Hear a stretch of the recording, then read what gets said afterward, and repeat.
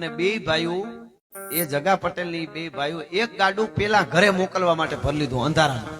એને એમ થયું કે અમે આટલી મહેનત કરી, અમારો હક છે અને રાજના માણસો આટલું ધરાર વધારે એ બાજુ લઈ જાય એના કરતા એક ગાડું નાખી દે, શું વાંધો. એ ગાડું એવું ભરી લીધું બાજરાનું, એમાં નળમાં ગાડું હલવાનું, હવાર થઈ ગઈ, થોડુંક જેવું તેવું હજી અંધારું હતું.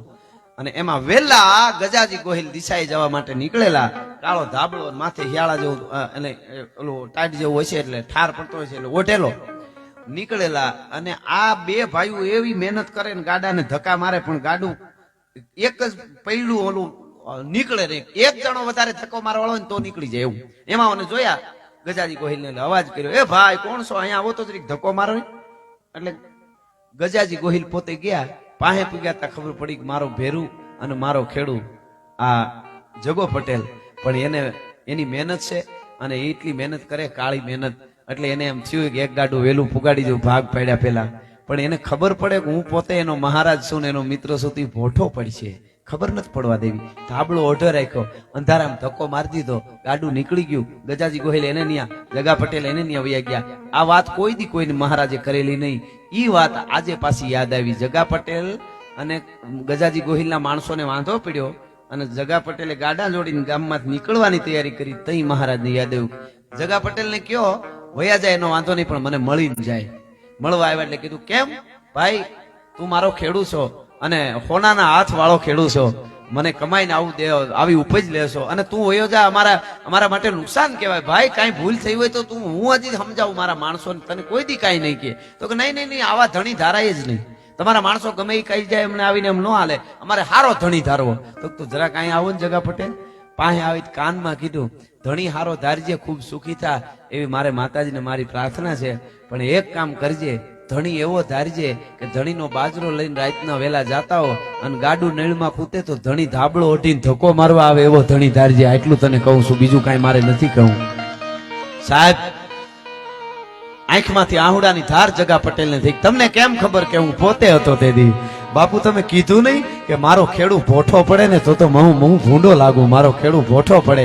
તારી મહેનત નો હતું, તને એમ થયું તઈ તું કોઈનું લૂંટી નહોતો જાતો, તારી મહેનત હતી. આવી જે વાતો છે કહેવાનો મારો અર્થ. એવો એક ખેડૂ બજારમાં વયો આવે. મહારાજે કીધું ખેડૂત જલ્દી અહીં બોલાવો, ભુજની બજારમાં પટેલ, એને જલ્દી અહીં બોલાવો.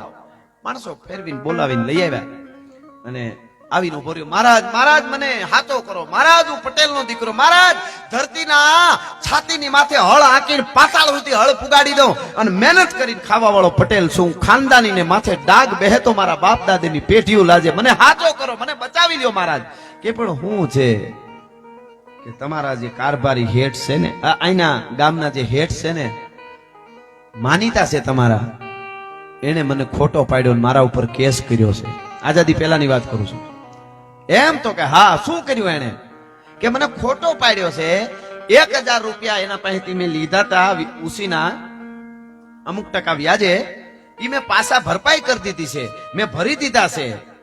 પણ ઈ હવે માનવા તૈયાર નથી કે મેં એને આપી દીધા છે. મને હાચો કરો, મારે પૈસા તો હું ખેડૂતનો દીકરો ગમે ત્યાંથી કમાઈ લે, મને ઈ વાંધો નથી. મને ભૂંડો લગાડે છે કે હું ખોટે ખોટ દાવો કરું છું. મેં એને પૈસા હકીકતમાં આપી દીધા છે. એવું છે? તો કે હા. મિત્રો ઈ હેઠ હતો, એને બોલાવવામાં આવ્યો.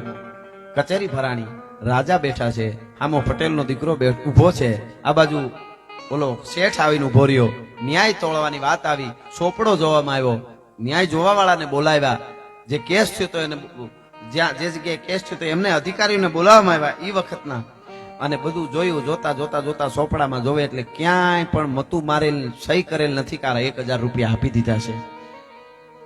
એટલે ઘડી આમ રાજા ટગર પટેલના દીકરા સામું જોવે, પણ એનો શેરો વાંચીને રાજા મનમાં થતું હતું કે સાચો માણસ છે, એ વાત હકીકત છે.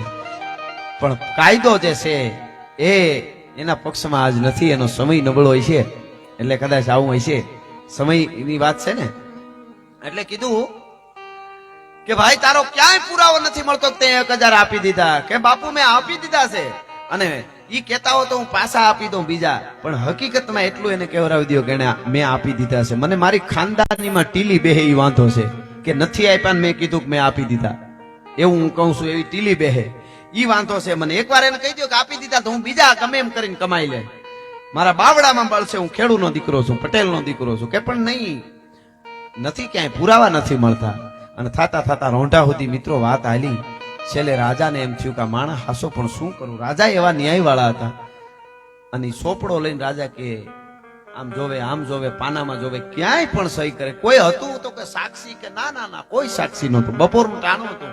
હું ખેડૂનો દીકરો, મેં એને 1000 રૂપિયા દીધા, અને એને આમ સાય લીધી અને સોકડી મારી દીધી, અને મેં એને 1000 રૂપિયા આપ્યા. પણ કે ક્યાં સોકડી છે? ક્યાંય સોકડી દેખાતી જ નથી. આમ જો ને, નીચે લખેલું હતું સૂર્યચંદ્રની સાખે. રાજાએ કીધું, હે પટેલ, આ સૂર્યચંદ્રની સાખે ઈ શું? તો કે ઈ તો અમારે કોઈ સાક્ષી ન હોય ને બાપા, ગામડાના માણસ, એટલે સૂર્યચંદ્રની સાખે, ઈ તો જાગતો દેવ છે ને, એની સાખે એવું અમે લખીએ. કે પણ સૂર્ય સાખ પૂરે ખરો? સાક્ષી પૂરે ખરો? કે ખાલી 2 પગવાળા માણસ, ધરતી માથે હાલવા વાળા, ઈ જો સાક્ષી પૂરે તો ઓલો તો ડાડો હુરજ છે, ઈ સાક્ષી પૂર્યા વગર થોડો રીએ. કે તને ભરોસો છે કે પૂરો ભરોસો છે? હવારમાં લોટો સડાવું છું દાદા હુરજને.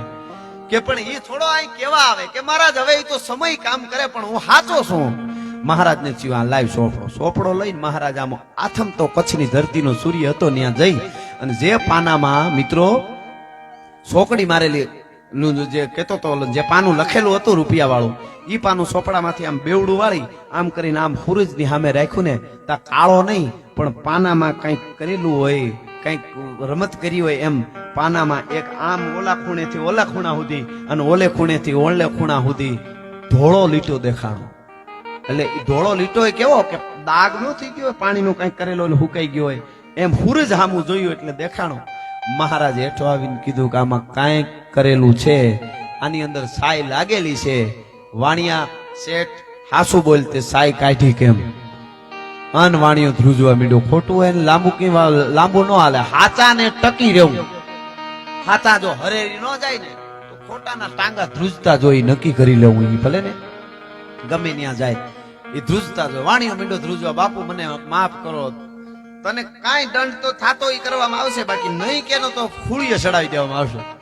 તું સાય કાઢી કેમ? ઈ મને કે બાપુ માફ કરજો, મારી દાનત બગડી. આ પટેલનો દીકરો બપોરને ટાણે આવ્યો, આજુબાજુ કોઈ હતું નહીં, એને મને 1000 રૂપિયા આપી દીધા, અને મેં ઈ ભાડે એમ આમ કરી અને સાય, લીલી સાય એ વખતે સોપડા ઉપર સોકડી મારતા, આમથી આ ખૂણેથી આ ખૂણે, આ ખૂણેથી આ ખૂણે સાય મારી દીધી. સોપડો ભેળો ન કર્યો, એમને રહેવા દીધો. જલ્દી ખેડૂત ઉતાવળ હતી એટલે જટ વયો ગયો આ પટેલ, અને મેં તરત જ એને કીડીયુના દર પાસે જઈ અને દળેલી ખાંડની ભૂકી વેરી દીધી સાય માથે, અને દર પાસે સોપડો મૂકી દીધો. કીડીયું બધી સાય ખાંડ સાથે ખાઈ ગયા, એટલે સોકડી ભૂહાઈ ગઈ. એટલી મારાથી ભૂલ થઈ, અને તેથી નાચવા મીડ્યો ખેડૂત પટેલ કે મારે હવે રૂપિયા કે તો બીજી વાર પાછા આપું, પણ હુરજે પટેલની લાજ રાખી છે, મારે એટલું જોતું હતું, મારે બીજું કાંઈ નથી જોતું.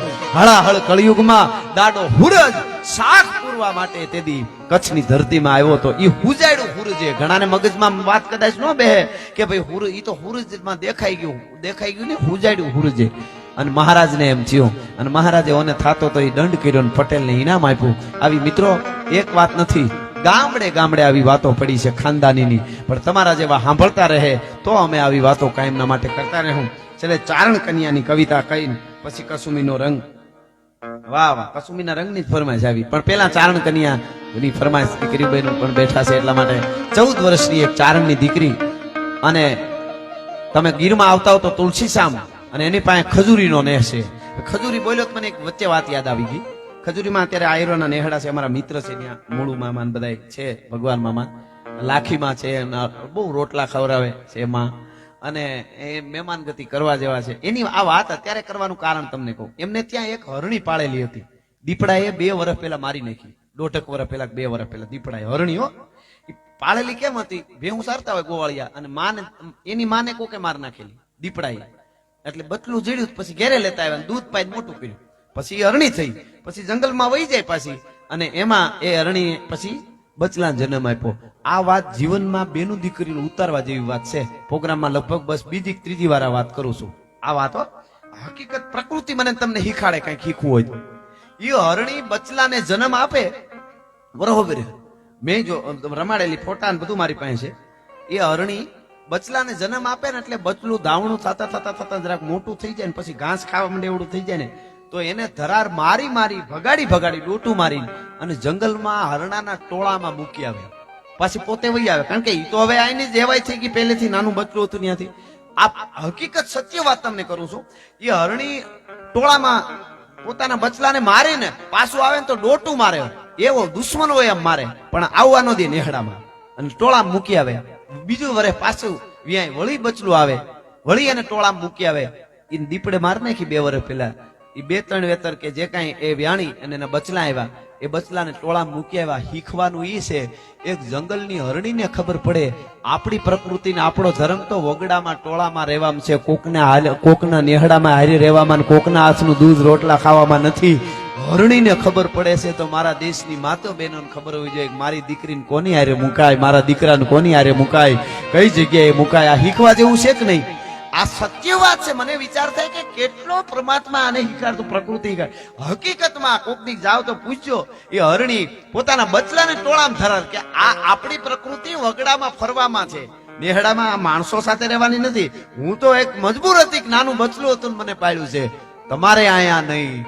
હરણીને ઈ માને ખબર પડે કે આપણી પ્રકૃતિ ઓલી, અટાણે અમુક માવડીયું નથી ખબર પડતી એટલે રાડ્યું નાખવી પડે છે. હું જનરલી વાત કરું છું. હા, એને નથી ખબર.